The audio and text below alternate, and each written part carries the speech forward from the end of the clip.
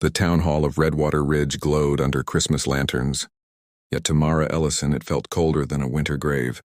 because every whisper, every forced smile, every glance at the basket she'd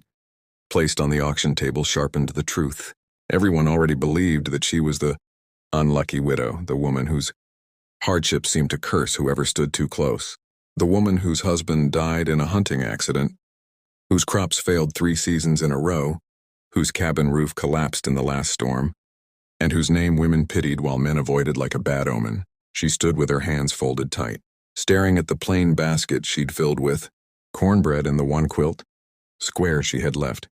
her knuckles whitening as the other women's baskets soared in price, $15, $20, $30, while hers sat beneath a small wooden sign that read $0, like an insult carved by fate itself. And though she kept her chin down, she felt the heat of shame spreading up her throat and heard the echo of her late husband's brothers,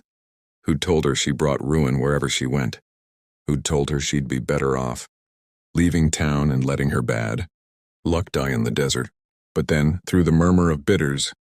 the creak of wooden floors, and the laughter of women whose futures looked brighter than hers, she sensed someone watching,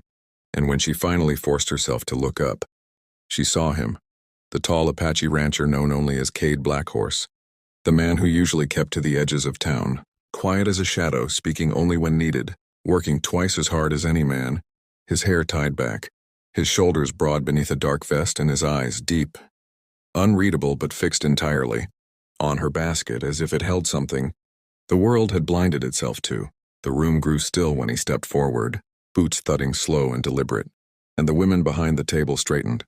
exchanging looks unsure whether to smile or step back, because Cade was a man who carried storms behind his calm, and nobody ever guessed his mind. But Mara felt her breath catch when he stopped in front of the $0 basket,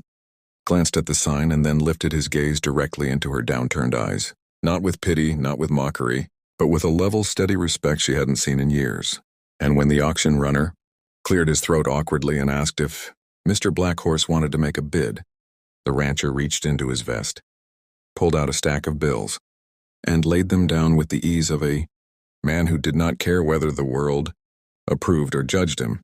3 times the highest price tonight, he said, his voice low, deep, carrying across the hall like thunder rolling over canyon walls, and a gasp rippled through